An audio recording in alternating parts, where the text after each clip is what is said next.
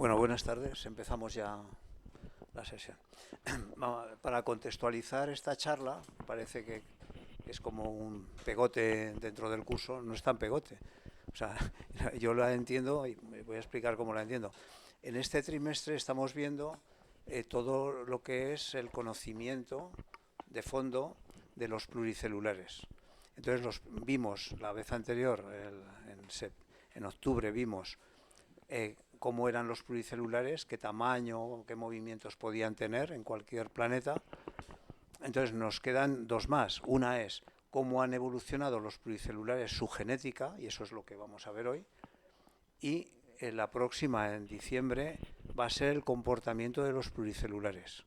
Cómo se comportan, cómo se defienden los replicadores genéticos que tienen, cómo se defienden, cómo se han agrupado en niveles y cómo actúan entre niveles, qué relaciones de familia hay entre genéticamente parecidos, qué conflictos hay entre generaciones, cómo luchan, qué estrategias de lucha tienen.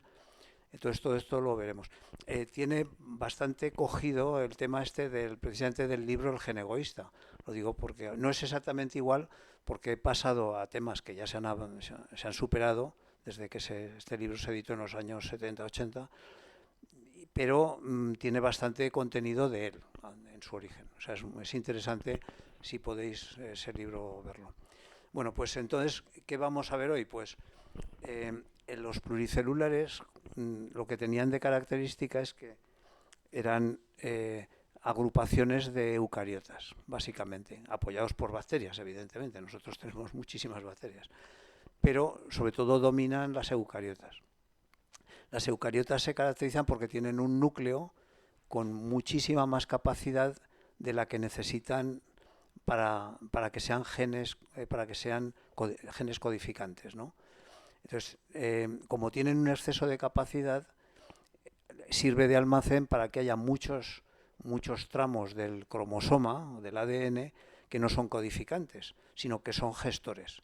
Unos son parásitos y otros son gestores, pero sobre todo una gran parte son gestores. Eso le da una capacidad muy grande a las eucariotas porque pueden tener muchísimas relaciones entre ellas y hacer muchas modificaciones de su adaptación al mundo en base a esa capacidad tan enorme genética. Y eso es lo que en los últimos 20 años se está descubriendo. Se está descubriendo la epigenética, que es una ciencia que está muy en desarrollo actualmente, y vamos a ver un poquito hasta donde yo he llegado, lo que podemos decir de ella y qué perspectivas tiene de avance en el mundo tanto biológico y genético y terapéutico, sobre todo como aplicación para terapia de enfermedades que algunas pues se están estudiando ya mapas epigenéticos. Entonces aquí he puesto un esquema que es un poco la base de la charla de hoy. Vamos a ver qué mecanismos adaptativos regulan la expresión genética, cómo actúan desde la gestación a la madurez y qué influencia tienen en la evolución. La epigenética es la que nos explica en gran parte las formas de los seres pluricelulares y la capacidad que tienen tan grande para adaptarse a un entorno cambiante, un entorno de tipo tanto ambiental como de sus propias poblaciones y lucha de unas poblaciones con otras. Entonces, esto, si en cualquier planeta ha llegado la evolución hasta seres pluricelulares, pues posiblemente ocurra lo mismo. O sea, se hayan desarrollado estrategias, porque esto es una derivación pues de las entidades replicantes moleculares que son las que nos forman a los seres vivos. O sea, que es muy posible que haya podido evolucionar igual. Entonces, aquí quiero destacar lo siguiente. Si vemos, para entenderlo, un cromosoma, tenemos aquí el cromosoma, que tiene unos telómeros al final de recorrido del cromosoma que lo cierran. En el caso de los humanos son telómeros que tienen 15.000 pares de bases. Y aquí estos en su 15.000 pares de bases cuando nacemos. A medida que vamos teniendo más edad se van perdiendo. Y las pares de bases son secuencias repetidas de la misma secuencia. En el caso humano es AA, A, T, GGG. Y eso lo replican miles de veces. O sea, esa secuencia está replicada pues como 2500 veces al nacimiento, y cuando esa secuencia ocurre, estás ante un terminal de un cromosoma humano. Esta secuencia que marca la identidad del final de un cromosoma humano. Y estas hebras se van soltando, y lo primero que nos sale, pues aquí salen unas astas y unos bucles que va haciendo, se sigue desenrollando, llega a desenrollarse, aparece aquí unas, bueno, lo veremos un poquito con más detalle, aparece aquí pues ya lo que son la cromatina, que es una mezcla de ADN con histonas, con proteínas, y se sigue desenrollando y nos aparece la doble hélice, ¿no? Entonces ya aquí una de las bases de la epigenética es cómo los grupos metilo modifican al propio ADN. Esta es una de las bases fundamentales de la epigenética. Hay una serie de catalizadores, de enzimas catalizadoras, que metilan al ADN. Y entonces hay tramos de ADN que los silencian y evitan que actúen de forma funcional. Entonces, y eso lo van haciendo a lo largo de nuestra vida.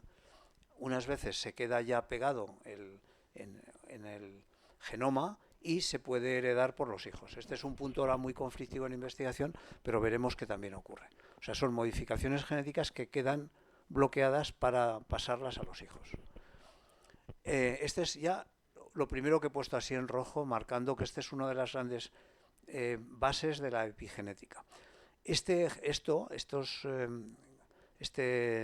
hebra dual que hace el ADN se va enrollando en unos octámeros, que son histonas, y están empaquetados así. Entonces, las histonas tienen una cola molecular, y esta cola molecular se puede modificar. Al modificar esta cola molecular ocurre que despliegas el empaquetamiento, lo abres y consigues que una zona, un tramo que estaba oculto, que estaba aquí inaccesible para ser leído en la transcripción, no se podía leer, pero al desenrollarlo se puede leer. Aquí hay una cosa que no está bien, esto aunque es una fotocopia de internet, pone gen inactivo. Un gen no tiene este tamaño, los genes tienen tamaños mucho mayores, o sea, no puede ser tan pequeñito. Un gen humano de media pues te puede tener fácilmente 500.000 bases. O sea, 500.000 bases, ya veremos ahora por el tamaño, que ocupa mucho más que este trocito pequeñito. Pero bueno, esto como es para didáctico, pues vale. Es decir, es un tramo que al estar así empaquetado no es accesible a ser leído, pero al desempaquetarlo se puede leer. Y esto es dinámico, hay veces que se desenrollan unas zonas, otras. Entonces, con esto lo que hacemos pues que el ADN sea como un libro multiaventura, que veremos ahora. O sea, es como los libros multiaventura de los años 80, que vas a una página y según la elección que dices, pues ahora pasa a la página tal. Entonces, hace que nuestra vida sea una vida multiaventura, realmente. Porque esto es dinámico, va abriéndose, cerrándose por tramos, lo mismo que se van metilando, desmetilando, y hacen pues que la vida de un pluricelular sea muchísimo más rica y no sea tan determinista, ¿no? O sea, este es el segundo concepto importantísimo en epigenética. La primera es el metilo. La segunda es que mediante factores epigenéticos, que veremos ahora cuáles son como 6 tipos de moléculas, se enganchan a la cola de las histonas, del octámero que forman las histonas, y consiguen desplegarlas. Hace que las histonas se abran y haya tramos de ADN que sean accesibles a la lectura y otros que se cierren y no se puedan leer.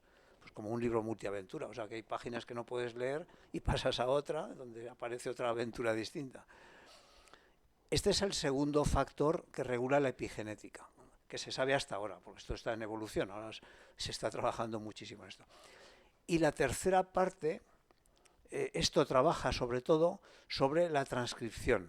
Hace que este trozo de ADN se pueda transcribir o no, en función de que puedas leerlo y puedas pasarlo a ARN para ser después el ARN mensajero se ha transformado en proteínas, se ha traducido en proteínas, ¿no? En cambio, estos dos factores trabajan sobre la transcripción de ADN a ARN. Este otro factor, que marco aquí en rojo, trabaja sobre la traducción.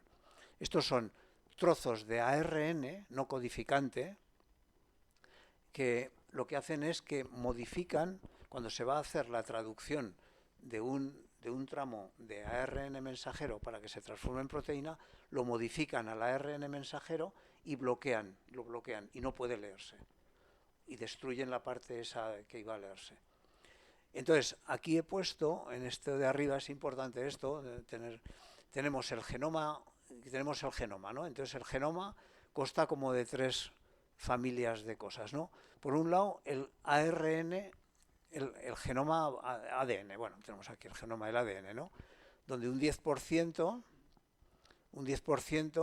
es parásito desconocido, no se sabe eso, no se sabe lo que es. Parásito seguro que es, porque hay secuencias, las secuencias ALUR son parásitas, y de hecho las aves y los animales que vuelan tienen un cromosoma más corto, donde tienen mucho menos tramos de este no codificante, de este desconocido parásito, ¿no? Tienen menos secuencias ALU. Por ejemplo, si tú comparas un murciélago con una rata, que son muy comparables, uno vuela y otro no, pero son muy comparables, el genoma del murciélago es mucho más pequeñito que el de las ratas. O un ave tienen un genoma bastante más corto que los mamíferos, porque nosotros podemos llevar más basura y no nos pesa. A un ave le pesa la basura y tiene que tener unas enzimas depuradoras para quitarse esa basura. Claro, fabricar esas enzimas tiene un coste energético, o sea, a nosotros da igual, o sea, llevar medio kilo más de peso no pasa nada, pero para un ave sí. Entonces, aquí tenemos eso, un 10% de genoma parásito posiblemente. Después tenemos el transcriptoma, que tiene, pues, sería como un 80% de ARN no codificante. Y estos son los que regulan la traducción. Sí, esto sería, tendríamos que poner, bueno, sería como ponerlo también como ADN, se podía transcribir a ADN.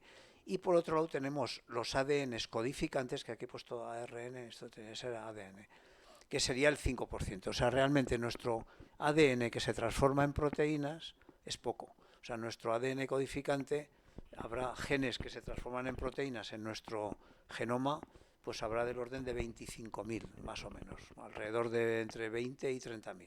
No se sabe seguro todavía, pero sobre 25.000 de media. Genes, ¿no? ADNs que se transforman, codificantes, que se transforman en proteínas. Y bueno, con este panorama ya, viendo la importancia de la metilación del ADN, la apertura de las histonas, de que puedes abrir para que se lea páginas del libro. Esto es como un cierre que no te deja leer el libro, ¿no? Es como que hay un broche ahí que no te deja acceder a esa página, mientras que hay momentos que te la abren la página y puedes leerla. Y por otro lado, los cambios que puede hacer en la traducción, cuando vas a traducir para obtener una proteína, te la cambian y no te dejan leer, no te dejan traducirse a proteína. Este sería el tercer factor. O sea, vamos a ver estos 3 factores con más detalle. Y así podemos responder a los mecanismos adaptativos que regulan la expresión genética. O sea, de esta manera se consigue, pues, que los seres se adapten muy rápidamente y quede ese código que ha cambiado, quede para las siguientes generaciones como una ventaja añadida. Bueno, vamos a ver qué es la genética y la epigenética en la evolución de la vida, bases moleculares y mecanismos epigenéticos, la impronta genómica y la herencia, el legado epigenético que tenemos, la apoptosis, aunque esto no es un tema genético, pero influye la apoptosis mucho en la evolución y en la morfogénesis. Entonces esto lo veremos también porque es otro mecanismo más importante de adaptación y de supervivencia en la morfogénesis. Lo he puesto junto con la epigenética, aunque no es epigenética. Y después aplicaciones a la salud de lo que se sabe de epigenética en el diagnóstico, biomarcadores e interruptores epigenéticos que hay. Empezamos ya, a ver si nos da tiempo. Bueno, primero, la genética. Pues empezamos por lo básico, recordando un poco lo que hemos visto en otras charlas. La base genética se deduce del dogma central de la biología molecular de Crick, del año 1959, que por cierto Watson, que era el compañero suyo, murió hace 4 días. Habréis visto la noticia, que era como decían que era el malo de la pareja, ¿no? Bueno, el malo porque en un momento determinado dijo que los genes de los negros les daba menos inteligencia que a los blancos. Entonces lo borraron de todos los premios que hubo a partir de este momento. El caso es este, ¿no? Que, bueno, eso es una curiosidad. Entonces, el dogma central que está aquí esquematizado, es lo que explica la teoría de la evolución de Darwin y la mutación, que en la teoría de Darwin la mutación es al azar y cambia el ADN celular. Y la selección se hace por una disfunción del organismo o del individuo, ¿no? O sea, siempre el individuo es el que se selecciona y la especie es la que evoluciona. Eso modernamente ya no es así tan exactamente. Ahora, como hay niveles de agregación, desde los genes, en un primer nivel de agregación son las bacterias, un segundo nivel de agregación serían las eucarias, un tercer nivel serían los pluricelulares, lo que se puede decir es que la selección es en un nivel, pero lo que evoluciona es el nivel siguiente. Tú puedes hacer selección a nivel de genes o a nivel de individuos también. Entonces ahora se llama teoría de selección multicapa. Es lo que modernamente se está hablando más. Aunque en el libro del gen egoísta defiende que la selección siempre es a nivel genético, de genes, en el primer nivel. Tiene muchas razones también, y hay gente que lo defiende esto mucho, también. O sea, esto es un tema que no está aclarado todavía. No está, hay discusión sobre esto bastante. Bueno, entonces tenemos eso, el ADN, que es un libro multiaventura, que tiene muchas páginas, pero no vas a pasar por todas ellas, sino pasarás por las que vayas pudiendo, ¿no? Se replica y se transcribe a ARN. El ARN, Watson escribió la teoría esta de Crick, hizo un libro Watson muy bueno de genética, que se hizo famosísimo, es el libro que se ha llevado en las universidades muchos años, pero él explicaba solamente en esta dirección. Watson no consideraba que el ARN pudiera volver a transcribirse en ADN. Ahora se sabe que sí, hay unas transcriptasas inversas que pueden hacer que el ARN vuelva a transcribir al ADN, en algunos casos, ¿no? Y después, tú tienes el ADN, se transcribe a ARN, es como un libro que está en una biblioteca, y como el libro es muy, muy valioso, en lugar de no te lo dejan sacar de la biblioteca, pero dicen, saque por favor unas fotocopias, no sea que me fastidie el libro original. Pues el ARN es eso, es como una fotocopia que le haces al libro para poder emplearla sin fastidiar el original. Ese es el sentido del ARN. Entonces, una vez que tenemos el ARN, ya pasa a la parte funcional. El ARN directamente se transforma en proteínas que son las que van a hacer las tareas. O sea, es la operativa de un organismo, se hace todo por proteínas, básicamente. Entonces, podemos decir que en la época de Crick no existía la transcriptasa inversa, por lo tanto el proceso era en esta dirección siempre. Hay unos 30.000 genes que codifican proteínas, he comentado 25.000, no se sabe seguro, o sea, entre 20 y 30.000. Unos 70.000 genes gestionan, o sea, en el proceso este de traducción, había unos 70.000 genes que no codifican proteínas, pero sí gestionan la traducción. Pueden hacer que se modifique la traducción. Y unos 300.000 ARNs en total que modifican la traducción. Con lo cual tenemos 370.000 mensajeros en el proceso de traducción.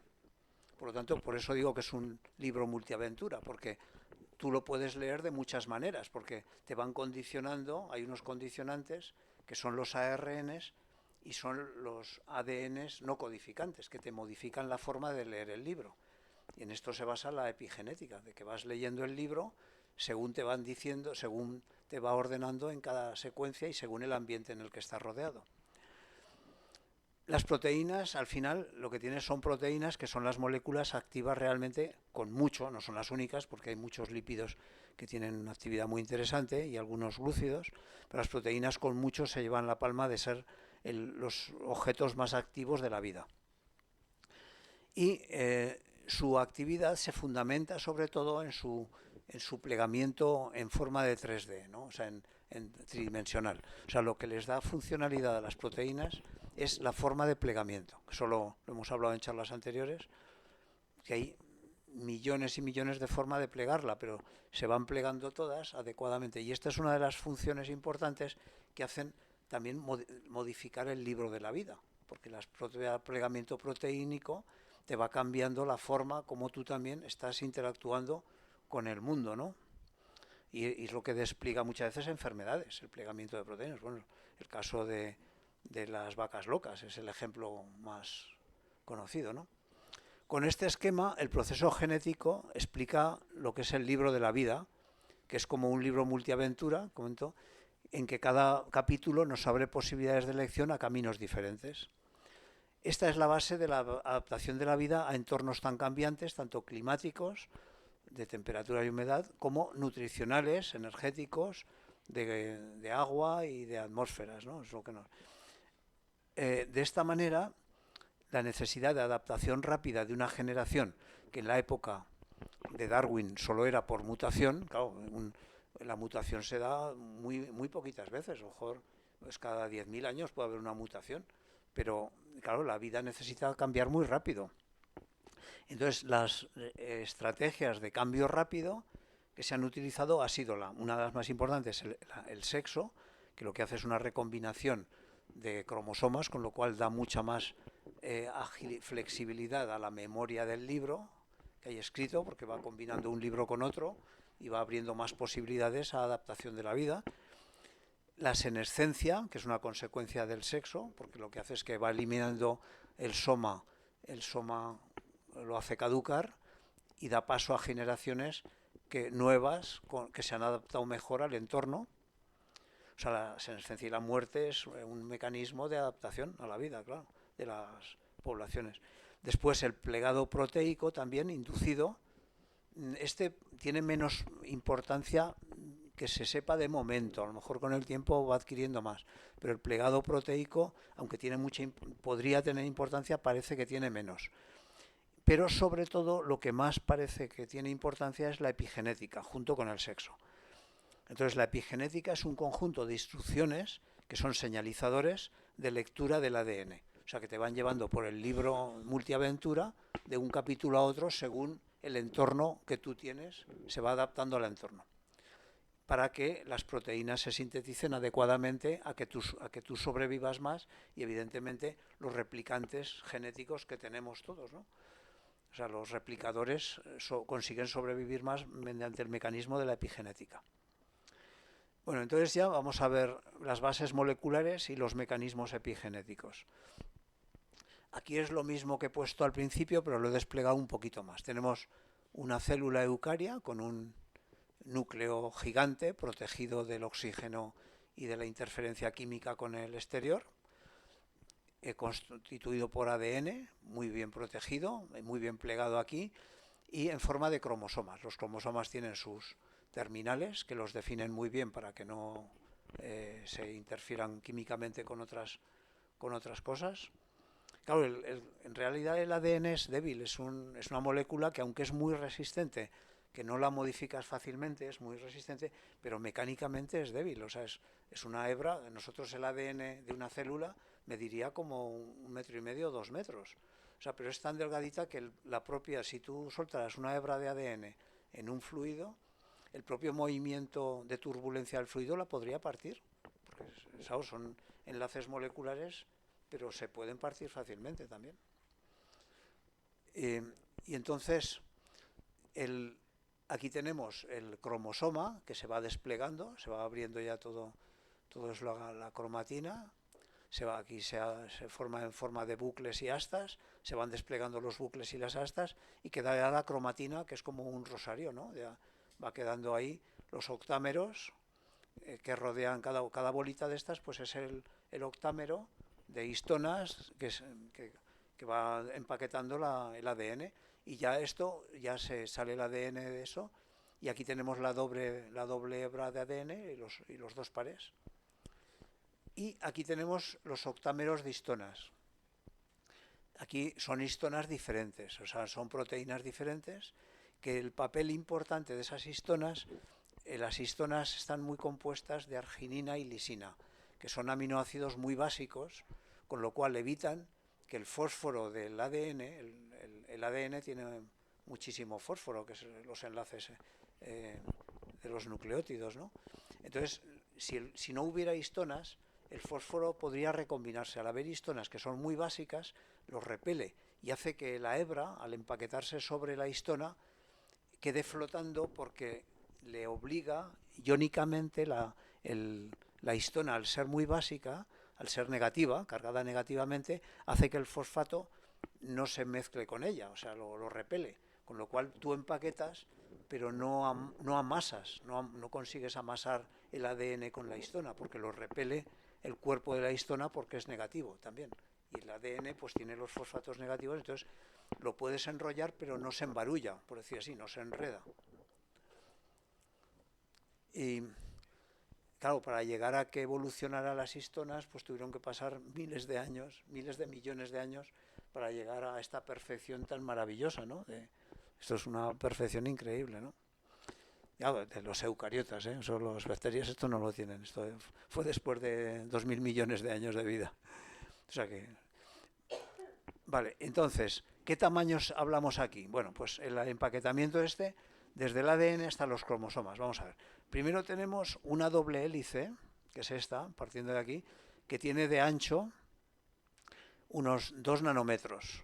Para ponerlo en contexto, un nanómetro son como 5 átomos normales. O sea, un átomo de carbono, por ejemplo, su diámetro son 2 nanómetros, o sea, 0,2 nanómetros, un poquito menos. Me parece que el radio del carbono es 1,9 angstrom, pues 0,18 nanómetros sería el diámetro del carbono.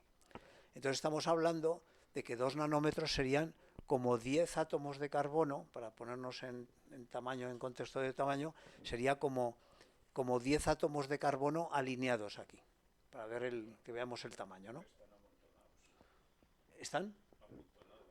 Sí, sí, claro, claro, pero para ver el tamaño, ¿qué significa 2 nanómetros? Pues son 10 átomos de carbono puestos en fila. Entonces se enrolla, la doble hélice se enrolla sobre el octámero de histonas, que tiene 11 nanómetros de diámetro. Y esto forman el nucleosoma. Los nucleosomas son las cuentas de este rosario.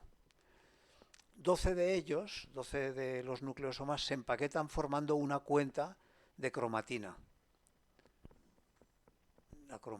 Se van formando aquí, formando la cromatina, que tiene unos 30 nanómetros de diámetro. O sea, estos son 30 nanómetros el radio este.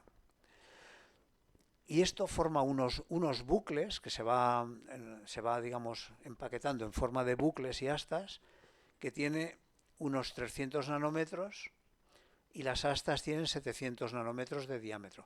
Y ya esto, finalmente, ya es lo que ya da lugar a los cromosomas, que tienen 1400 nanómetros de diámetro, más o menos el grosor de uno de los lados del cromosoma. Esto es para poner en contexto los tamaños. ¿Qué mecanismos usa la epigenética? O sea, ya que hemos visto como un poco el despliegue de todo el empaquetamiento, que es donde va a trabajar la epigenética, sobre todo este empaquetamiento, vamos a ver los 3 mecanismos que hemos nombrado al principio de todo.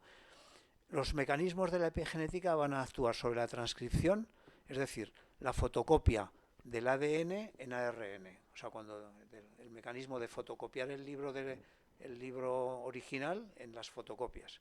Va a trabajar sobre las fotocopias. Va a hacer que las fotocopias sean distintas al libro y adecuadas al ambiente. O sobre la traducción, cuando ya esas fotocopias van a transformarse en proteínas y van a dar lugar a unas proteínas o a otras según el ambiente también. Entonces, la primera actuación es sobre la transcripción, es la metilación. El primer mecanismo es metilar, es decir, introducir grupos metilo mediante el ADN metiltransferasa, que es una enzima, que para desarrollar esto evolutivamente, menudo el tiempo que tuvo que pasar. Claro, también es una enzima plegada perfectamente para que metile todo lo que pilla, con los grupos metilo que los saca de moléculas que veremos después, de moléculas, en nuestro caso, de la comida. O sea, los saca, por ejemplo, bueno, ya llegaremos ahora para que veáis las aplicaciones que tiene a nivel nutricional, por ejemplo, y muy interesantes.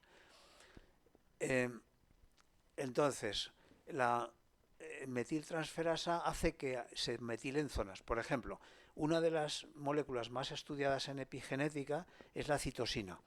La citosina es una de las bases que está pegada a las cadenas de los nucleótidos, pero se le añade mediante la metiltransferasa un grupo metilo y se transforma en la 5-metilcitosina y la bloquea. Esta ya no funciona. O sea, si cuando llega allí a transcribirse, el ARN no lo sabe leer. Es como una palabra que se la han deformado y ya no lee. Entonces pasa a la siguiente. Entonces, vamos a ver cómo es. Esta es la más estudiada. Entonces, cada vez que la citosina sigue a la guanina, la metila. Y entonces la metila la metiltransferasa y la bloquea, la deja ya perdida. Hay un tipo de metilación de mantenimiento que lo que hace es silenciar genes tras una división celular cuando ya se están transformando en tejidos. Cuando una célula totipotente está ya, digamos, formándose, gestándose el bebé en la barriguita de la madre, pues al principio son todo células totipotentes, pero cuando empiezan a formarse en tejidos, pues ya se metilan, se van metilando para que esa célula, una vez que se ha transformado en un tejido de la epidermis, no se pueda transformar en una célula de otra cosa, ¿no? Para que siga la pauta. Entonces bloquea el camino de esa célula para que solo pueda ser célula de un tejido. Y eso es la base, ¿no? Entonces, y puede haber una metilación, esto se llama de mantenimiento, para hacer que las células mantengan el ritmo de evolución de la vida, según se espera, y la metiltransferasa mantiene la metilación en las células hijas también. O sea, se van manteniendo en todos los sucesores de esa célula ya. Y después puede haber una metilación ex novo, o sea, nueva, que aparezca por presiones del ambiente. Esta puede ser reversible o no en la división celular. Un ejemplo es la desmetilación de genes prooncogénicos, que se activan al perder el metilo. Hay genes que pueden producir neoplasias que se pueden activar o desactivar según los metiles o no. O sea, en esto se está trabajando ahora muchísimo, en formas de prevenir neoplasias por este camino. Los grupos metilo atraen proteínas represoras del gen y también los grupos metilo bloquean el inicio de la transcripción, con lo cual no puede leerse el ARN correspondiente y queda bloqueado. También se conocen otros mecanismos como la hidroximetilación, que lo que hace es desmetilar el ADN, y la metilación de la adenina, también se está estudiando en este momento. O sea, lo que hace es que eso va metilando aquí en los grupos estos de las histonas. Bueno, cuando está en la histona lo puede bloquear sin que la histona se despliegue, sin que haya un código de histonas de despliegue. O sea, la primera ya tenemos la metilación, que va jugando con el que puedas leer unas palabras del libro o no. Pasamos al segundo mecanismo, que son las histonas, el código de histonas, que se llama. Las histonas del octámero modifican sus colas, que tienen unas colas con terminación amino, y la hacen accesible al nucleosoma. Actúan en la transcripción también, o sea, no dejan leer el ADN cuando tú modificas la cola de la histona. ¿Qué grupos pueden modificar la histona? Pues el más común es el acetilo. Hay 11 grupos. Los más comunes son el grupo acetilo, se pega aquí el acetilo y bloquea que se abra o que no se abra las histonas para leerse. Pues el grupo metilo también, el fosforilo, la ubiquitina, que es una proteína que se llama ubiquitina porque aparece por muchos sitios, y la ribosa también. Estas moléculas se unen a las colas libres de las histonas y forma una estructura abierta que se llama eucromatina. Es decir, pasas de una aquí empaquetada, la heterocromatina, se le pegan las histonas y en ese momento la estructura se abre. Es menos compacta porque esas son moléculas que expanden la estructura, la abren. No caben dentro de ella y entonces la abren. Fuerzan a que se abra esa página del libro para que se pueda leer y hacerse la fotocopia de ahí. Y de tal forma que dejan accesible la expresión de los genes que venían en este ADN y así se activan o reprimen rápidamente los genes por adición de anfetaminas y cocaína, aprendizaje y memoria de conductas. O sea, estas cosas pueden actuar sobre la apertura o cierre del código de histonas. Y también, por último, el tercer mecanismo, puede que haya otros mecanismos, pero de los que hay estudiados hasta la fecha que yo he estado leyendo y viendo son estos tres, ¿no? La actuación sobre el ARN no codificante. Tenemos muchísimos ARNs no codificantes que están transcritos desde el ADN.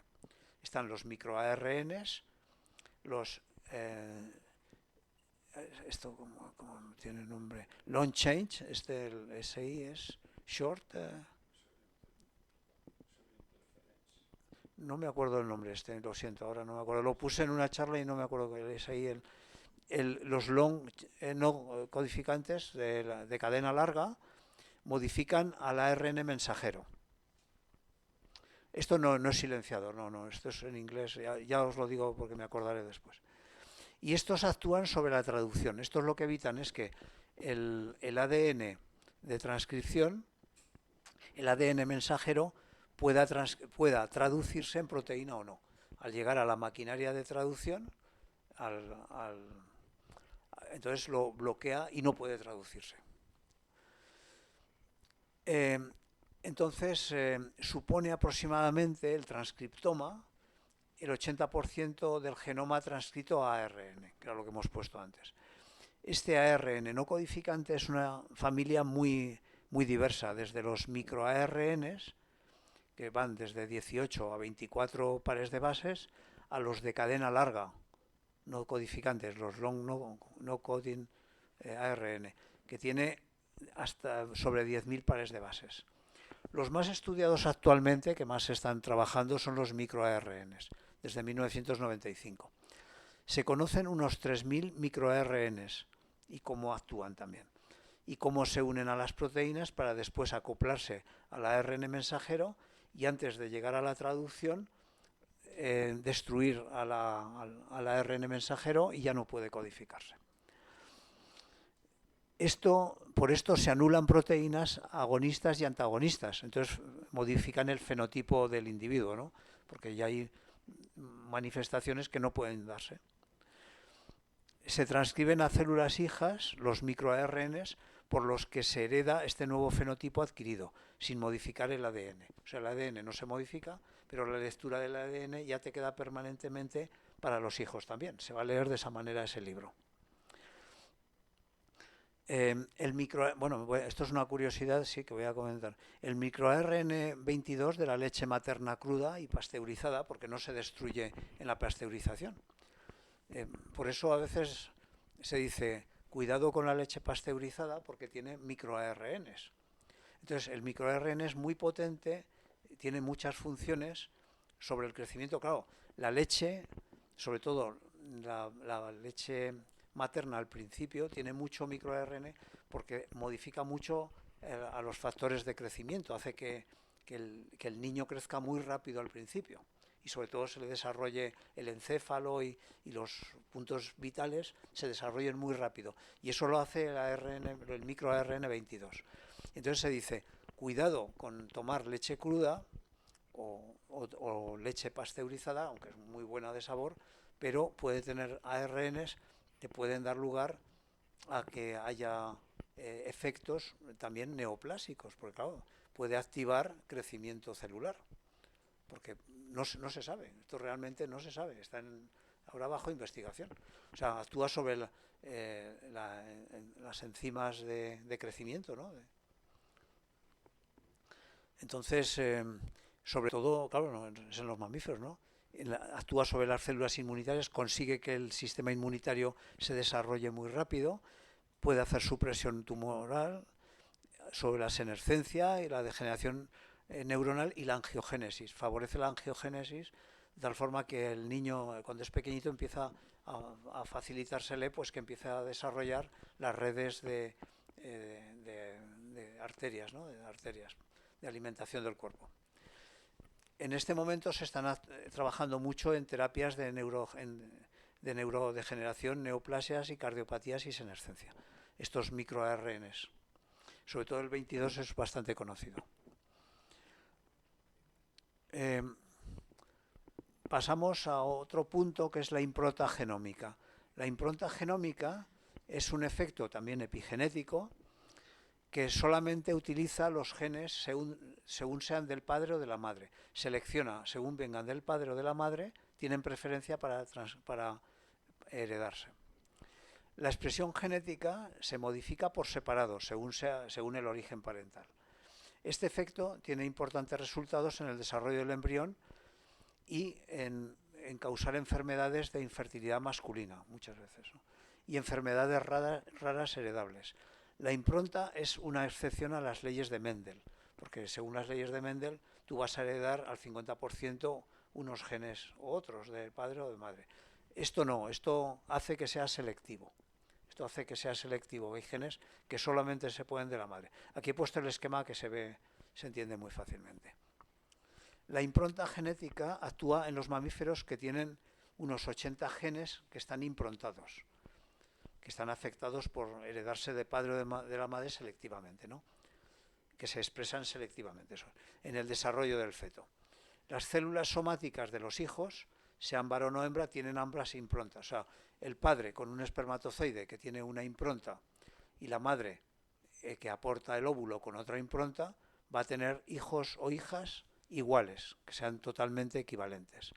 Pero a su vez ellos, cuando vuelvan a formar las células, los gametos suyos, aquí sí que se van a seleccionar en la gametogénesis de los hijos, según sea hijo o hija, va a ser selectivo, que va a preferir la impronta masculina o la femenina. Siempre es en la siguiente generación.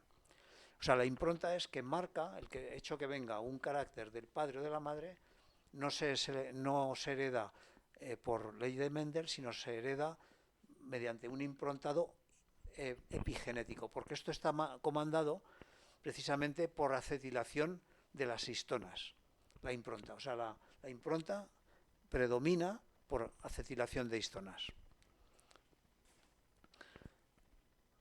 Bueno, aquí lo he puesto. El mecanismo de la impronta se basa en la metilación del ADN y la modificación de las histonas, con lo cual estos son excepciones a las leyes de Mendel que tenemos todos los organismos pluricelulares, ¿no? Claro, Mendel realmente cuando hizo las leyes tuvo la suerte, o lo hizo sobre un caso sencillísimo, donde tenías unos alelos clarísimos, independientes, pero eso, o sea, las leyes de Mendel realmente cuando las vas a aplicar a la práctica se cumplen muy poco. O sea, son la base para entender la genética, pero realmente después hay tantas modificaciones en el momento de la herencia que las leyes de Mendel quedan como, si dijéramos, la parte bonita y sencilla, pero después hay muchas más interacciones que complican todo muchísimo. Bueno, una de ellas es la impronta genética, que es un efecto epigenético de lectura del ADN específico, venga del padre o de la madre. Bueno, y pasamos a otro tema que es el legado epigenético. Vamos a ver cómo se hereda, porque claro, hemos dicho, la epigenética se produce, se adapta, pero también se hereda.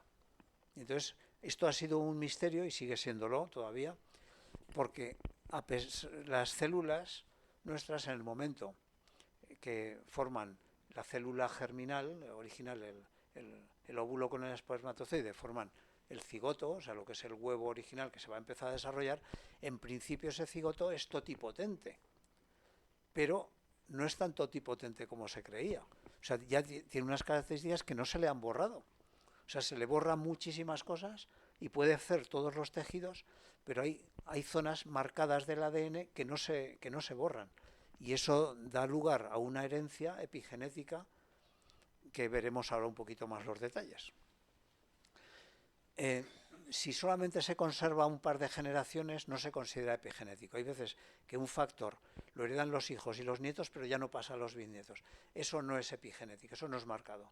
Pero cuando pasa ya más generaciones, ya se puede decir que sí, que estamos ante un fenómeno epigenético, porque es una marca ya más indeleble que ya se queda en el ADN.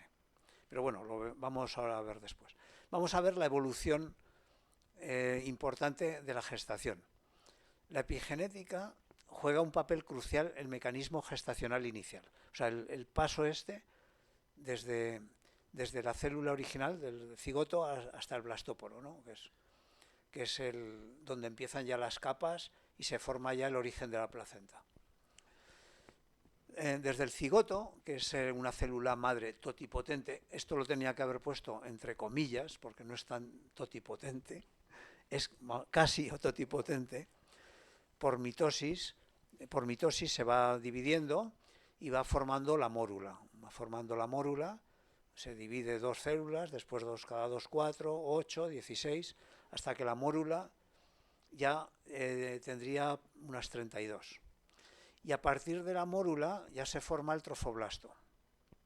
El trofoblasto es un conjunto celular, que es lo que nos va a dar lugar a la placenta, pero dentro del trofoblasto hay un pequeño islote de células, que es la masa celular interna, que es la que va a dar lugar al ser futuro. O sea, todo el exterior será la placenta, o sea que la misma célula se construye su propio habitáculo, que es la placenta. Pero dentro de ahí aparece una masa celular interna, que es la que va a dar lugar al nuevo ser. Y entonces, aquí hay una masa celular interna de la que formará 3 capas en la gástrula, ¿no? Que está inundada de señalizadores. Esto está en un medio que está lleno de metilos, de moléculas que van a empezar a señalizar por allí todo. Y de aquí se forman tres capas, ¿no? En la gástrula, ¿no? Que es aquí. Se hace una gastrulación, se hace así una invaginación de esta esferita, y ya forma las 3 capas aquí. Se forma el ectodermo, el endodermo y el blastóporo aquí. Entonces aquí ya es donde ya se ha definido bastante los futuros tejidos que se van a formar. Entonces del ectodermo va a salir la piel, neuronas, el esmalte dental, el pelo, plumas, uñas, cuernos, mamas y la córnea. Del mesodermo, células óseas, musculares, el cartílago, el aparato circulatorio, el excretor y la notocorda. Y el endodermo, la parte interior que queda dentro del arqueotero, se formará el aparato digestivo, las glándulas, mucosas, pulmones y la membrana alantoides, que en el caso de los mamíferos, en las aves tiene más funciones, pero en el caso de la membrana alantoides de los mamíferos es como el conducto excretor de esta función. Y de donde aparecerá también el ombligo, ¿no? Después de la membrana alantoides. Mientras que la masa celular interna son células totipotentes, entre comillas, estas 3 capas ya no son totipotentes, son pluripotentes. Ya pueden modificarse, pero ya no se pueden transformar una en otra. El ectodermo no se va a transformar en endodermo ya. El cigoto sufre entonces un proceso de hipometilación global. Borra casi todas las, aquí he puesto casi muy bien porque son casi todas las señalizaciones que venían de los padres, tanto de la impronta genética como de las marcas que se habían adaptado en la vida de los padres anteriormente. Pero a partir de la gástrula, sobre el día 10 en los humanos, hay una diferenciación celular ya progresiva y se va a empezar a marcar todo. O sea, las células, el ADN se va a empezar a quedar totalmente marcado ya, y en cuanto aparece un tejido, ese tejido no va a cambiar. Salvo que hubiera un proceso de neoplasia, ¿no? Que una célula ya se transformará en neoplásica y empezará ya a descontrolar totalmente su vida, independientemente del conjunto del cuerpo. Entonces, a partir de esto, a partir del día 10, la diferenciación es progresiva y es irreversible, salvo, esto se está estudiando ahora, el mecanismo de Yamanaka, que se investigó en el 2006. Esto es un mecanismo que revierte células ya definidas, concretamente creo que eran células de la sangre, no sé si eran glóbulos blancos, me parece, las transforma mediante 4 enzimas, las transforma en células totipotentes. Lo hicieron con leucocitos, creo, ¿no? A lo mejor. No me acuerdo si. Bueno, me parece que me parece que lo he comentado después, pero me parece que el mecanismo de Yamanaka, lo que hace es que revierte células que eran ya muy definidas a células más totipotentes. Y ahora eso se está estudiando mucho porque es en base a poder regenerar tejidos que se han podido dañar, volver a células más potentes para que el tejido vuelva a regenerarse, yo qué sé, por ejemplo, no sé, se me ocurre, a lo mejor estoy diciendo una barbaridad, ¿no? Una persona que ha podido perder la vista porque el nervio óptico, que en realidad no es un nervio, porque el nervio óptico realmente es una invaginación del cerebro en el ojo, más que un nervio, es un conjunto, un haz de neuronas que han invaginado dentro del ojo. Hay veces que hay personas que han perdido la vista, por ejemplo, por una presión bajísima, ¿no? Han tenido una pérdida de sangre tan grande que no ha habido riego, ¡pum! Y hay una muerte neuronal del nervio. Pues a lo mejor, mediante mecanismo de Yamanaka, poder con estas enzimas hacer que ese nervio óptico volviera a regenerar neuronas. Eso no se sabe, pero está en estudio mucho eso, regenerar tejidos con este mecanismo de Yamanaka. Y los gametos del feto se metilarán posteriormente hacia el día 20 en humanos. O sea, sí. Vale, seguimos. Seguimos con el legado epigenético, porque es ahora ya como la epigenética, esos 3 mecanismos de dar lugar a una lectura del libro Multiaventuras, cómo va a ir actuando y en qué ejemplos tenemos ya concretos. La herencia epigenética transgeneracional es la conservación de marcas epigenéticas más allá de la tercera generación. ¿Sí? O sea, si los nietos siguen marcados hacia adelante, es que ya es una marca epigenética. Si no, se llama una herencia intergeneracional, pero no transgeneracional. Transgeneracional es más allá de la tercera generación. Si solamente supera 2 generaciones, se llama intergeneracional. Es como una epigenética débil, ¿no? Pero que no llega a más, ¿no? Que se acaba antes. ¿Y qué mecanismos existen aquí? ¿Qué mecanismos ya más de estos 3 primeros que hemos visto? El primero es la metilación del ADN, que lo hemos visto de sobra. El código de histonas, lo mismo. La apertura y cierre de histonas para que pueda leerse un gen. También la actuación del ARN no codificante sobre la traducción, también lo hemos visto con detalle. Plantillas de plegamiento proteico, también pueden pasar del citosol de los padres a los gametos. O sea que son plantillas que hacen que las proteínas se plieguen de una manera o se plieguen de otra. Esto también se está estudiando, está muy en el inicio del estudio, pero son patrones de plegado que se pueden heredar también. Se está viendo que se heredan en los gametos de padres a hijos. El bucle metabólico, esto es este esquemita, el bucle metabólico. Esto se ha estudiado en la Candida albicans, que es un hongo infeccioso que coloniza pues, a otros seres pluricelulares. Entonces, este hongo, según bueno, lo tengo aquí descrito, ¿no? Hace un bucle metabólico entre 2 especies de hongo, adaptándose al medio. Aquí me parece que lo he descrito bastante bien. Aquí, la Candida albicans se adapta al huésped que lo alberga, ¿no? Alterando sus lípidos, su actividad mitocondrial, con lo que consigue colonizar mejor. O sea, es simplemente utiliza un gen, bloquea un gen por epigenética y hace que el WOR1 pase de una forma a otra y va invadiendo al ser mediante mecanismos. O sea, eso si lo viera Mendel con lo sencillito que lo hacía todo él, es que es complicadísimo realmente. La vida es muchísimo más complicada de lo que Mendel describió. Otro mecanismo, a partir del bucle metabólico, que este está estudiado sobre todo en la Candida albicans, es el mecanismo de Yamanaka, que hemos visto antes, ¿no? Con la expresión de 4 genes, que son los factores de Yamanaka, que convierten en pluripotentes a células que estaban diferenciadas de la sangre. Por eso digo, yo no sé si eran leucocitos o neutrófilos, es que no me acuerdo, lo leí y no me acuerdo ahora. Por eso he puesto, eran células de la sangre, pues no me acuerdo lo que leí. Esto abre mucha investigación para la regeneración y reparación de tejidos, como hemos dicho, ¿no? Herencia de las marcas epigenéticas. Claro, aquí está el truco de la epigenética, no solamente que el individuo se adapte, sino que esa adaptación la hereden los hijos también como una riqueza que ha adquirido él. Es como una herencia de riqueza para que los hijos sobrevivan también. Puede ser por copiado epigenético intracelular o por respuesta al ambiente uterino de las fases tempranas de la gestación.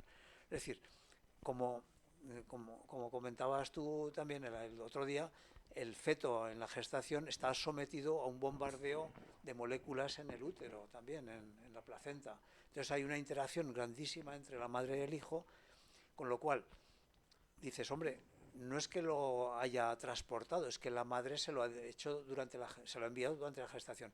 Sí, pero no olvidemos que hereda cosas del padre que no está ahí metido en esa juerga de madre-niño, y hereda del hijo, o sea, con lo cual el padre se influye, y eso demuestra que la epigenética no borra las marcas completamente. Sí. Entonces altera las células germinales. Sí, sí, claro. Si se metilan, quedan metiladas y no se borran. No se pueden borrar, así es, así es. Sí, sí. El mecanismo, herencia de marcas puede ser por copiado epigenético en el ambiente uterino de las fases aquí, por un mecanismo de borrado o retención de marcas. Se ha estudiado mucho en plantas y animales durante la gametogénesis, justamente lo que tú decías, ¿no? Es más intensa en los gametos masculinos y más lenta en los femeninos. Es decir, el mecanismo tanto de borrado como mecanismo de marcaje en los gametos masculinos es más rápido que en los femeninos. En las primeras fases, hasta mórula, se intensifica mucho el borrado. Solo escapan las marcas de herencia transgeneracional, las que hemos dicho aquí, que superan las 3 generaciones. Ejemplos, ahora vamos un poquito a ejemplos ya prácticos, ¿no? En plantas, pues tenemos por ejemplo la resistencia a la sequía del arroz. Al exponerlo varias generaciones se produce una metilación del ADN, dando lugar a una secreción muy fuerte del ácido abscísico. Cuando estudiamos la formación de la vida en los meteoritos, recordáis, en el meteorito de Murchison, que es de los más estudiados, que está lleno de materia orgánica, uno de los materiales que se descubrió allí en el Murchison, que venía de fuera de la Tierra, es precisamente el ácido abscísico. Se llama abscísico porque corta, es un ácido que corta materiales, corta proteínas, y entonces tiene propiedades muy interesantes para regular la fisiología del ser, de las plantas. El ácido abscísico solo está en plantas, ¿eh? Es una molécula, creo que es un glúcido, creo, no es proteína, que me parece que es un glúcido complejo, pero afecta mucho al desarrollo de las plantas. La paramutación, también estudiada en el maíz, el tomate y el guisante, que consiste en potenciar o inhibir un alelo por medio de la metilación del ADN o del mensajero, ARN mensajero, desarrollando fenotipos, colores y formas muy diferentes. O sea, a veces se ven estos productos de maíz con colores muy diferentes dentro de la misma pieza, ¿no? Y después el glucosinolato, que son azúcares unidos por azufre, que genera una defensa en el caso del rábano, el repollo y el brócoli ante ataque de mariposas. O sea, cuando hay ataques, y eso produce sobre todo el sabor picante de los rábanos. Cuando hay rábanos que pican mucho al comerlos, es que se ha formado este producto, el glucosinolato, ¿no? Que es esta la molécula, es un grupo de azufre, es una molécula, o sea, un aminoácido de azufre unido a un azúcar, ¿no? a la glucosa. En animales, pues tenemos el pez de los corales, la Chromis spinosa, por aumento de temperatura metila casi 200 genes y adapta el metabolismo al aumento de temperatura para no verse dañado por el calor. Esto, por ejemplo, ahora en zonas donde se están calentando más los mares se está estudiando mucho como respuesta al calentamiento también de algunas costas, ¿no? Las cobayas macho, sometidas a aumento de temperatura, modifican el hígado y se adaptan por metilación de ADN también. La obesidad paterna en el momento de la concepción se relaciona con obesidad y cáncer de mama en las hijas, tanto en humanos como en ratones, por modificación de la expresión epigenética de microARNs. En el estudio del cáncer colorectal sin poliposis, debido a la epimutación del gen estudiada en humanos, ratones y levaduras. El cáncer colorectal es importante porque es una variante un poco más extraña, no es normalmente el cáncer de colon, que se llama, porque normalmente va muy asociado a los pólipos, ¿no? Pero hay una clasificación, que eso tú sabrás muchísimo más, que es el no poliposis, y este sí que parece que está ligado a una mutación. Otro ejemplo, calidad de los nutrientes. La abeja melífera, la que produce miel, esto es un ejemplo de nutrigenómica en animales. Esto es una curiosidad sobre la nutrigenómica, es la ciencia de cómo la nutrición nos afecta. Hay un señor de nutrigenómica muy famoso en España y bueno, a nivel mundial, que es el director del laboratorio de la Universidad de Tufts, que se llama José María Ordovás. Podéis leer mucho de él, es primo hermano mío, por curiosidad. Este es posiblemente uno de los más importantes en el mundo de nutrigenómica humana. Él trabaja sobre todo a nivel humano. Pero la nutrigenómica se empezó a estudiar con las abejas también. Consigues que la miel, que la regurgitan del néctar floral, o sea, la regurgitan las abejas, contiene flavonoides y microARNs.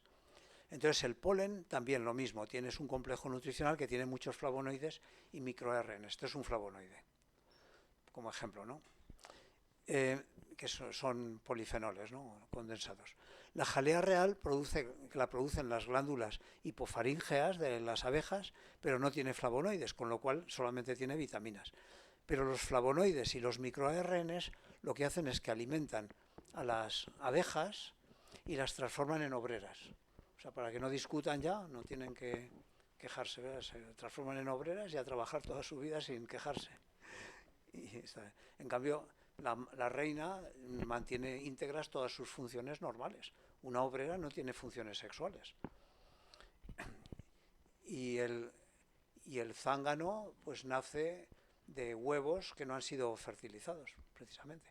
Y es el macho que solamente sirve para copular con la reina, no sirve para otra cosa. Y después ya lo echan y lo matan. Y la obrera, además, es muy curioso porque hay muchos tipos de obreras, pero básicamente hay dos, que son las recolectoras. Dentro de recolectoras hay distintos tipos, se especializan en tipos de recolección, y después las que alimentan las celdas. Pero tiene que haber un equilibrio en las colmenas de las dos. Se ha observado que cuando matas un grupo de abejas, por ejemplo, si matas recolectoras, parte de las abejas que se están dedicando a alimentar a las colmenas se transforman en recolectoras, o sea, hacen un cambio epigenético y se transforman en recolectoras. Y lo van adaptando, o sea, se van adaptando según la población para equilibrarla, ¿no? El polen pues es un tóxico genético, evidentemente, no para nosotros, pero sí para las abejas. Nosotros no tenemos ningún problema. El polen a nosotros, pues bueno, son proteínas, básicamente.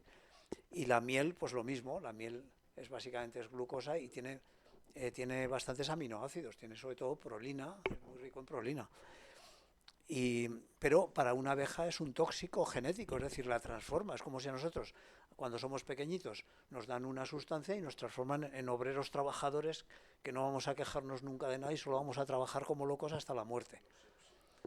Eso es. O en guerreros, ¿no? Es decir, nos transforman en guerreros y no vas a pensar nunca nada. Pues esto es lo que ocurre, o sea, es el poder epigenético es este. Ante la ausencia de recolectoras, bueno, lo que he dicho, las cuidadoras se convierten en ellas por nutrición epigenética. La reina es un individuo simplemente normal, la reina no tiene nada especial, es una que no le han silenciado los genes, sino que se ha desarrollado con sus funciones normales y no le han silenciado el ADN correspondiente y ya está.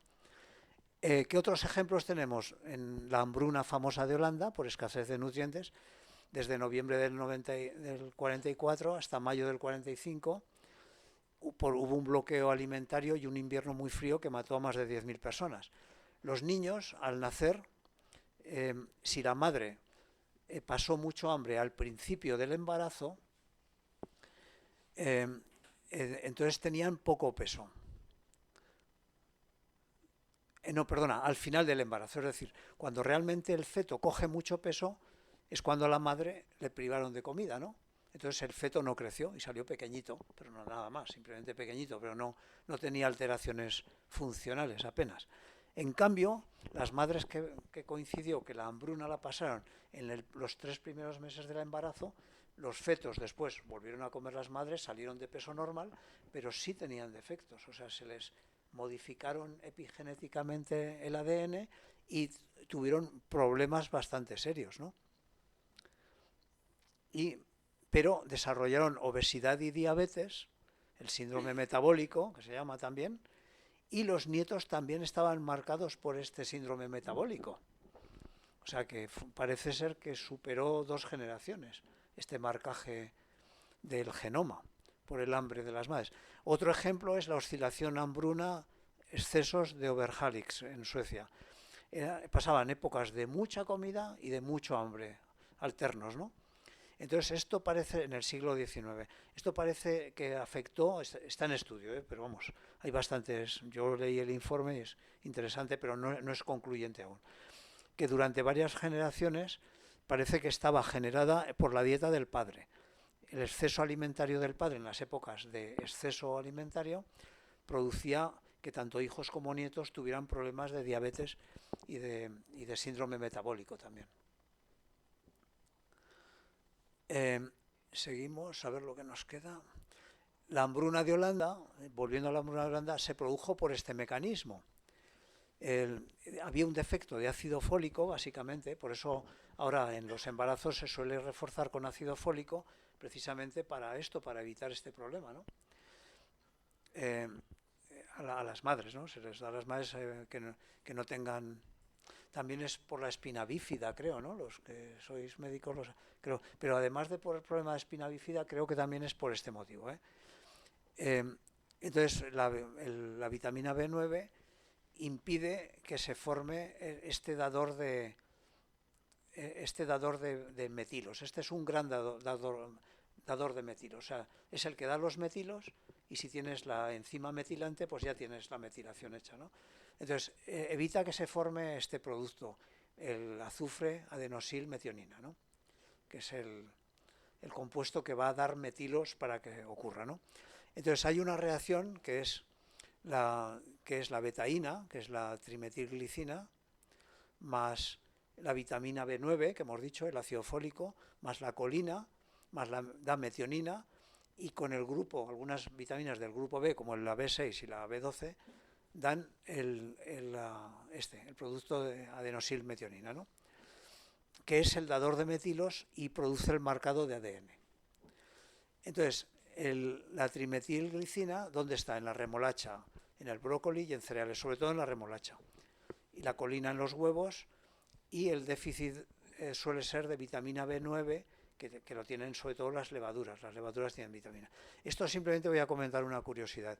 La remolacha, como tiene trimetilglicina, que es la que se llama la betaína es un producto que evita la formación de la homocisteína. La homocisteína es una molécula que produce la placa de ateroma y problemas de bloqueo de coronarias. Entonces, es conveniente, cuando hay un cierto riesgo, por exceso de colesterol en sangre o por propensión familiar, las personas que tienen ese riesgo, que si toman remolacha, pues evita que la formación de la homocisteína y eso, pues claro, te protege un poquito, ¿no? También la colina tiene otra característica importante en los mares. La colina se emplea la betaína es un producto de degradación del plancton en los mares. Entonces, cuando se degrada, forma sales de azufre, que son las que forman las nubes. O sea, son curiosidades. La betaína, como el plancton vive en el agua salada, para evitar por ósmosis que se destruya su interior, de los animales que viven en el plancton, tiene betaína como un regulador iónico para regular su presión osmótica interna. Y esa betaína se metaboliza en forma de sales de azufre, que son las que se eliminan en la atmósfera, y se cree que son uno de los principales orígenes de la formación de nubes. Esto en una charla del cambio climático lo nombré, me acuerdo. El estrés parenteral también actúa sobre el eje hipotálamo hipofisiario adrenal, o sea, desde la hipófisis, la pituitaria y las hormonas renales, ¿no? Entonces, esto, según la conducta materna, las madres buenas parece que dan lugar a menor estrés en las hijas adultas. Esto se está estudiando ahora a nivel epigenético. ¿Y cómo ocurre esto? Parece ser que en los mamíferos la capa exterior de la placenta es de la madre y la interior es la de los hijos. O sea, la placenta, cuando he puesto, había unas células que formaban en el exterior, que era la placenta formada por las células del hijo, ¿no? Pero la madre también hace una capa celular.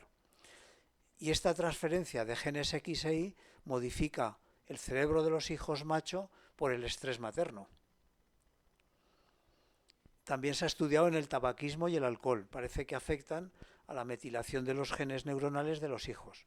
Desde 2014, este autor, Mansui, ha publicado que el estrés paterno previo a la concepción deja patrones de microARN en los hijos de por vida, alterando el eje de hipófisis, hipotálamo hipofisiario adrenal también.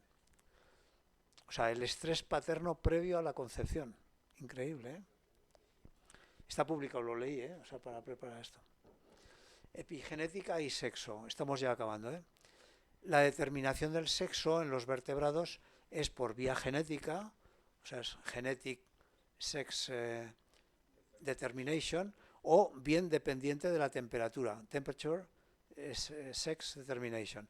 En el caso de que sea dependiente de la temperatura durante el desarrollo embrionario está muy estudiada para el sexo, sobre todo de los peces, anfibios y reptiles. Depende de la actividad de la enzima aromatasa. El producto del gen, este gen, que es la clave de todo el proceso, convierte a los andrógenos, que es la testosterona, que es una hormona masculina más, aunque las mujeres también la tienen, pero los hombres nos domina más, lo convierte en el estradiol, que es la hormona más predominante en las mujeres. Entonces se produce por una oxidación.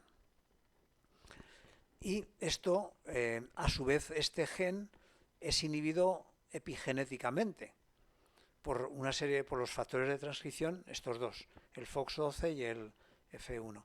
Los niveles de metilación del promotor CYP19A son significativamente más altos en machos que en hembras, de tal forma que aquí he puesto que según el nivel de este promotor, del CYP19A, vas a dar lugar a hembras o das lugar a machos. Aquí he puesto el ejemplo de que con la temperatura, si baja la temperatura, se forman más hembras, si sube la temperatura del agua, se forman más machos. Y ya estamos casi acabando. Bueno, aún nos queda un poquito. Vamos a ver. Aquí, epigenética y senescencia. Voy a ir más rápido porque vamos un poco justos de hora. Desde el 2010 se están estudiando los recambios en histonas del tejido nervioso y la metilación o desmetilación según la edad. Si estos patrones se extienden a otros tejidos, afectan al agotamiento de las células madre, oxidación mitocondrial, acortamiento de telómeros, bueno, todos los efectos que he puesto aquí, que son efectos, digamos, correlativos a la senescencia, ¿no? En el Alzheimer y Parkinson se observan genes hipermetilados y la cromatina bloqueada, o sea, tiene efectos, parece ser, claramente epigenéticos, que dan lugar a una plasticidad neural. Claro, en el caso del Parkinson es la muerte de la sustancia nigra. Las neuronas que dan lugar a la sustancia nigra, o sea, que forman la sustancia nigra, mueren, y entonces cuando hay un descontrol del movimiento del sujeto. pero parece ser que es por un proceso epigenético de hipermetilación. En las progerias, que es el envejecimiento prematuro, gente que tiene 15 años y parece un anciano de 80, o sea, ha tenido un deterioro, ahí se ha observado muchísimo la modificación tanto de la cromatina como los ARNs no codificantes en el sentido de la epigenética. O sea, parece que las progerias tienen una buena razón epigenética. La epigenética en las neoplasias, bueno, pues lo mismo, se ha investigado mucho los epimutágenos, el mercurio y el cromo durante la gestación, que modifican marcas epigenéticas en el desarrollo embrionario. La potenciación del cáncer se debe a la anulación de unos genes supresores o bien la expresión aumentada de genes promotores de tumores. En el caso del tabaquismo hay una hipermetilación, pero parece que es reversible al cabo de 20 años. De dejar el tabaco vuelve a estar en estado igual. El problema del mercurio, esto lo voy a comentar como anécdota solo. Cuando las vacunas, hace unos 25 años, 30 ya, 30 años, tenían un conservante que era el merosal, ¿no? ¿Cómo es el timerosal, eso es, que es un derivado de mercurio. Entonces hubo un momento que se hacía mucha promoción de que a los niños nada más nacer, venga a meterle vacunas. Entonces hubo un apretón en los calendarios de vacunas y niños que eran susceptibles al mercurio, se les impregnó el tejido nervioso de mercurio, en algunos casos, o sea, yo sé alguno concreto, ¿no? Y entonces hubo pues denuncias para decir, oye, que está viendo esto, hubo denuncias a compañías farmacéuticas y rápidamente en los años 90 se cambió los conservantes, se pasó del timerosal a los conservantes actuales que no tienen mercurio. Y por eso en parte también hay ahora una cierta aversión en gente que dice, no, es que las vacunas producen autismo, no, es que el signo de estos niños con impregnación de mercurio era como de autismo, claro, eran niños que no desarrollaban mentalmente, pero claro, eran niños muy susceptibles que les habían apretado mucho el calendario vacunal. Entonces ahora se ha vuelto a no apretar los calendarios vacunales y por supuesto a no utilizar el timerosal, que tiene mercurio. O sea, simplemente quería comentar esa anécdota. Pero sí que ha habido casos de, no de autismo, pero sí de daños neurales por exceso de mercurio, por mal vacunación. Pues concretamente entre el 90 y 95 pasó, porque yo estuve en el caso de la empresa farmacéutica cuando cambiamos todos los conservantes. O sea, empezamos a trabajar en los nuevos conservantes en el año en el 88, 89 empezamos a trabajar ya. Pero no se aprobaron hasta el año 97, 98 y a partir de entonces se acabó el problema. Pero claro, tenía que coincidir niños susceptibles con calendarios apretados. Pero por eso no hay que decir que las vacunas producen autismo, ¿no? Produjeron ese problema en su día por una cosa concreta, pero no producen autismo. Vale, y seguimos. El apoptosis, bueno, aquí voy a pasar muy rápido porque es un tema, os lo leéis. La apoptosis es el suicidio celular controlado. Esto es muy importante en la formación de los seres, sobre todo de ciertas partes del cuerpo, porque el cuerpo necesita eliminar células. Por ejemplo, voy a poner ejemplos, ¿no? Y entonces se hace mediante mecanismos, claro, el crecimiento interno que tenemos es un crecimiento con código fractal, lo vimos esto en la charla anterior. Vemos que los vasos sanguíneos es un fractal, lo que son los bronquiolos también, o sea, son, digamos, estructuras fractales donde das la orden una vez y ya se empieza a formar con ese código fractal, se forma el tejido. Entonces, hay tejidos que, claro, van creciendo de forma descontrolada y a lo mejor hay que pararlos por algún lado. Por ejemplo, en el sistema nervioso, las neuronas, hay neuronas que tienen una respuesta muy rápida y otras muy lenta. Entonces, claro, tú tienes que tener la respuesta adecuada al momento de tu vida. O sea, porque si tienes un chispazo neuronal exagerado, pues puedes entrar en problemas de eso, de que tengas descontroles, ¿no? O al revés, neuronas que son paralíticas, que no se comunican con ninguna, pues se las carga, el sistema nervioso las mata, o sea, se suicidan. Hay un mecanismo que se basa en estos genes el CES1, EGL1, el Reaper y el HID, que lo que hace es que generan proteasas que destruyen la célula. Otro ejemplo también es el sistema inmunitario. Las células inmunitarias son células agresivas que atacan. Entonces, claro, no interesa que tengamos unas células que sean muy agresivas, porque nos pueden producir enfermedades autoinmunes. O sea, pueden atacar al cuerpo en un momento determinado.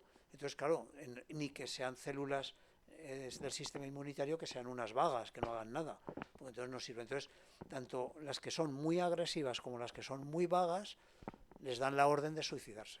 Y esto se hace mediante el mecanismo de la apoptosis, que es muy importante tanto en la evolución, porque claro, te va moldeando tejidos. Si a mí me salen células por aquí que no sirven para nada, pues me las quita, me las mata y fuera. O sea, tienen que seguir el patrón de morfogénesis correcto, que es un código fractal correcto. Si se sale del código, lo matan. Y en la evolución también. Este es el sentido que, bueno, aquí os lo he puesto un poco de detalle, con más detalle, lo que es el mecanismo de la apoptosis. Y por último, ya lo último, aplicaciones a la salud. Ahora se está trabajando muchísimo en esto, es muy complicado el tema, pero gracias a los computadores se puede avanzar, porque ahora esto es tan exageradamente complejo, el tema de la epigenética, que si no hubiera computadores no se podría avanzar. Exactamente, y gracias a esto se está avanzando mucho. Entonces, se está trabajando mucho en marcadores de actividad celular y se prevé que habrá una epigenética que generará un catálogo de marcadores. Claro, ya en genética desde hace como 50 años se ha hecho lo que se llaman las genotecas. Genotecas son pues lo que tienen los genetistas en su laboratorio, en una nevera llena de tubitos, y en cada tubito pues tienen sus genes correspondientes, ordenaditos. Pues esto mismo se está haciendo ahora con marcadores epigenéticos que pueden marcar patrones de disfunción en nuestro sistema vital, ¿no? Y esto en medicina sobre todo se ve que tiene mucho futuro. Desde 1980 se analizan los patrones de metilación del ADN para tumores, neurodegeneración y respuesta farmacológica.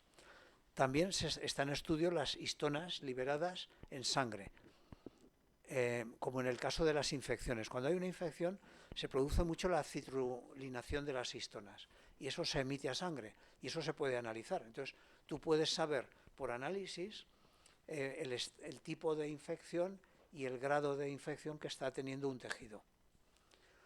Y esto, sobre todo, se está estudiando mucho en sepsis y en procesos autoinmunes, que se produce una citrulinación de las histonas. Los ARNs no codificantes también se están utilizando como marcadores, porque actúan sobre muchos procesos celulares. Lo que pasa es que es complejísimo el tema. Es tan complejo que sin una bioinformática no se avanzaría nada. Y se están haciendo mapas de ARN no codificante que servirán para detectar y tratar enfermedades y para reparar daños pues de tejidos, ¿no? También se están estudiando los interruptores epigenéticos, que son moléculas que activan o desactivan procesos celulares, como son los mismos microARNs muy selectivos en su respuesta. El mayor problema para terapias con interruptores es que son aún poco específicos en este momento.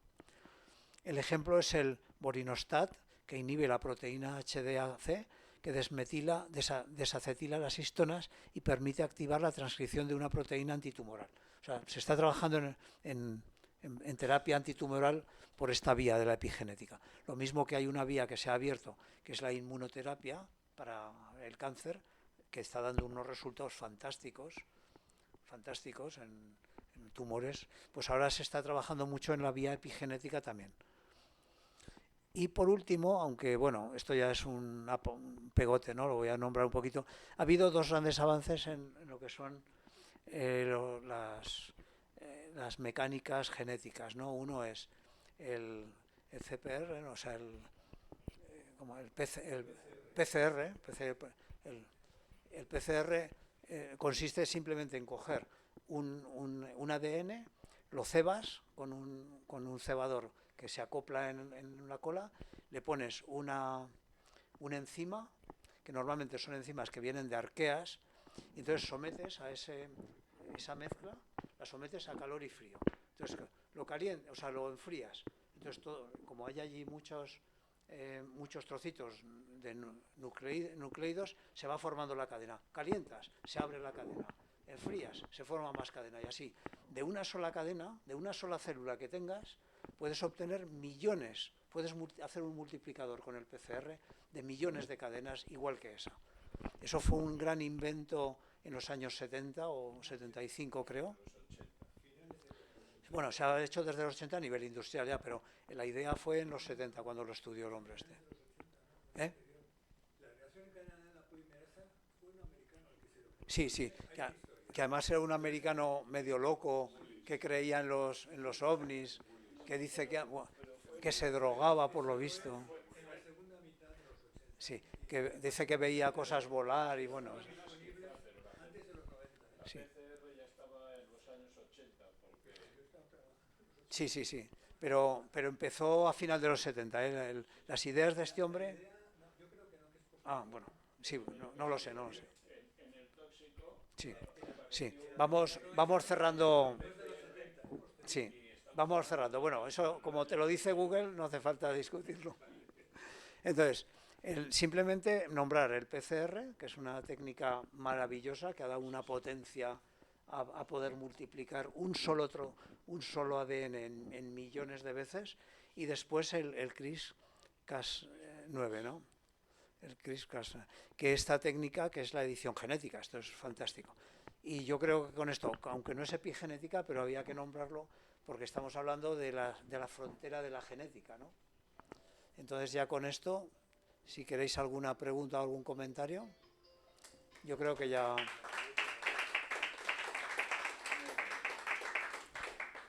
Cualquier comentario tenemos tiempo, ¿eh? Una observación en relación con una cosa que es muy interesante, que es la reprogramación, ¿no?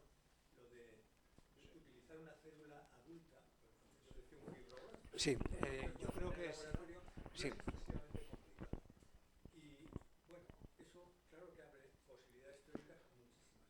El problema es que naturalmente las células, para desarrollarse, necesitan una compañía alrededor que has mencionado ahí, complejísima. Sí, sí. Derivar tejidos, por ejemplo, células que sean realmente utilizables y que no produzcan, por ejemplo, tumores, Complicadísimo, sí. Sí, espera, que es que como no sales grabado nos van a borrar.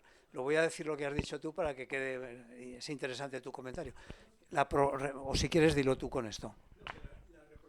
No, pero dilo con esto, porque es que... Que hables al micro, No, comentaba que la reprogramación es un avance interesantísimo y naturalmente que abre muchas posibilidades. Lo que pasa es que eso está muy alejado de la realidad. No es como el CRISPR que se están utilizando en el momento actual u otros avances que ha habido en genética, la PCR que has comentado. Y es interesante lo de la reprogramación porque tiene mucho que ver también con lo que es la terapia regenerativa, ¿no? Desde hace mucho tiempo, fijaos que has mencionado la enfermedad de Parkinson. Desde los años 80 se han empezado a utilizar terapias de sustitución de células implantando células adultas o células embrionarias. Se estaban utilizando células adrenales o células de embriones o de fetos que se trasplantaba y no ha funcionado. Algunos pacientes podían mejorar, pero eso era una cosa muy prematura. En el campo del tejido nervioso hay mucha gente que en el momento actual está trabajando, pero eso no ha llegado a ninguna conclusión.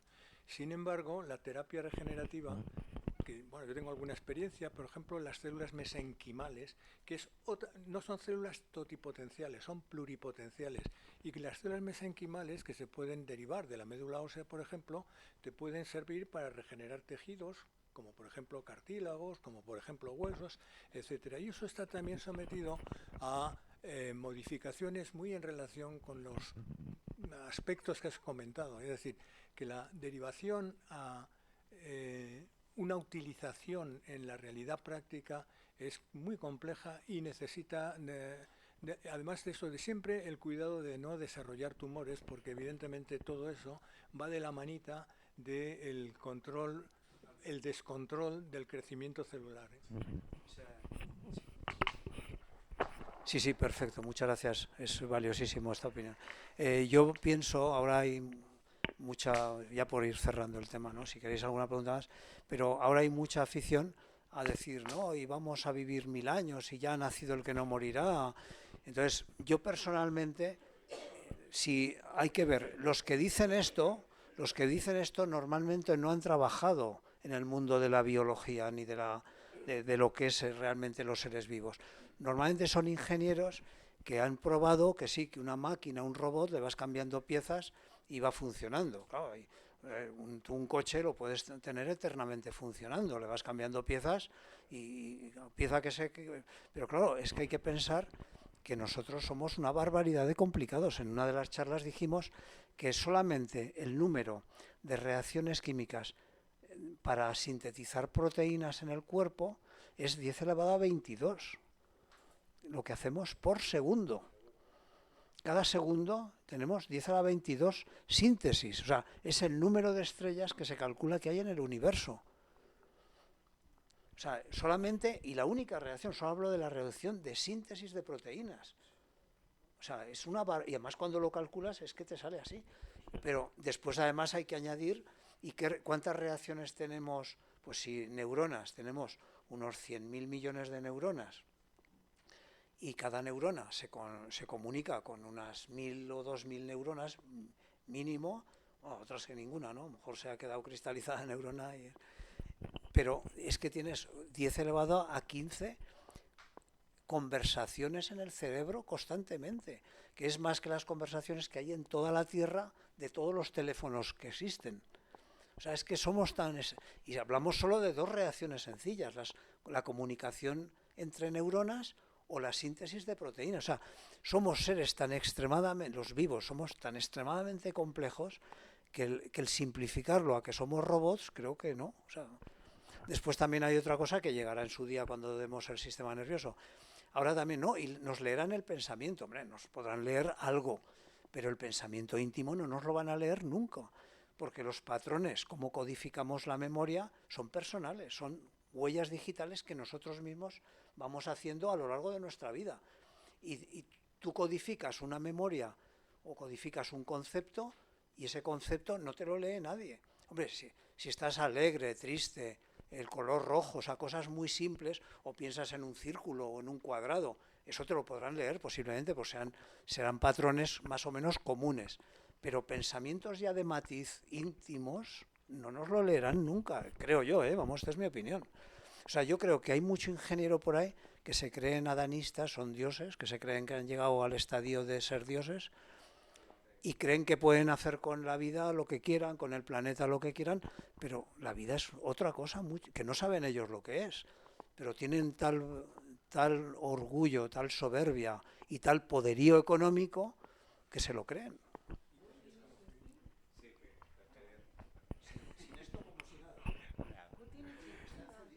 Sí, ¿no? Sí.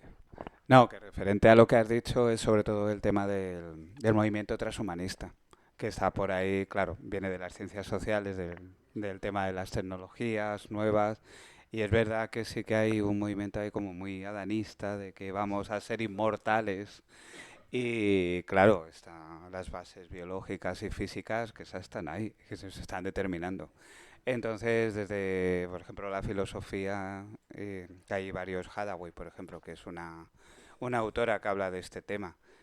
Muchas veces, claro, es la relación, ¿no?, entre ciencias sociales y ciencias naturales, que no se ve ahí bien, claro, la determinación, ¿no?, que hay física y biológica, y luego lo que queremos nosotros, ¿no?, que llegar a esa inmortalidad, y que se está intentando, pues, con esto, vamos, con estos movimientos, vamos.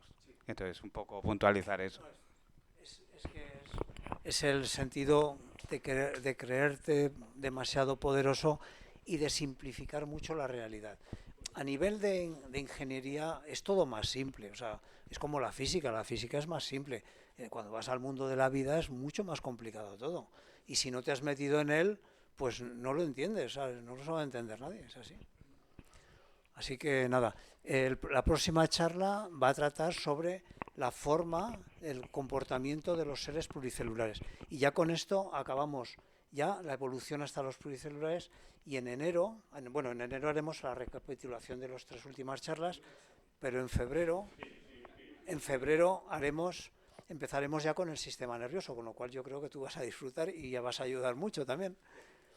Sí, entonces empezaremos sobre la física del sistema nervioso. Yo lo haré todo desde la física, ¿no? Explicando la física de la génesis de por qué se formó un sistema nervioso en la Tierra, cómo se gestó, cómo ha ido evolucionando y qué mecanismos tiene de acción y las consecuencias que tiene después en la forma de tener poder unos seres sobre otros también. O sea, la aparición de los lenguajes abstractos, con la memética, después con la aparición de la economía.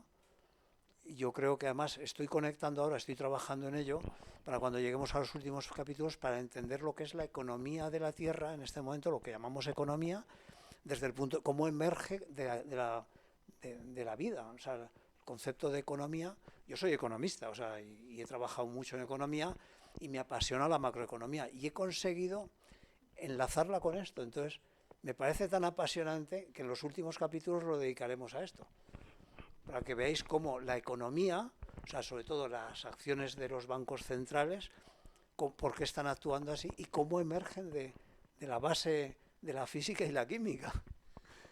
Bueno, es mi reto personal y voy aprendiendo de esto. Y quería ya para acabar 2 cosillas. Al año que viene haremos una visita a un sitio de botánica, ¿no? Eso, una visita. Y también, si alguien después del curso quisiera tener una acreditación de que lo ha hecho, hablé con el presidente y se puede hacer. O sea, haríamos una acreditación de haber estado, digamos, en el curso y ya está. O sea, por si a alguien le sirve, claro, si estás jubilado no te sirve, pero si estás buscando empleo, pues a lo mejor te sirve. Y dices, oye, estoy en un curso. Claro, poco a poco la Agrupación Astronómica de Madrid vamos cogiendo un poquito de aire, nos van conociendo más. Es decir, que has estado aquí haciendo algo, pues no es como si hubieras estado en un sitio, en una escuela pequeñita de un pueblecito, ¿no? O sea, ya vamos teniendo nombre, ¿no?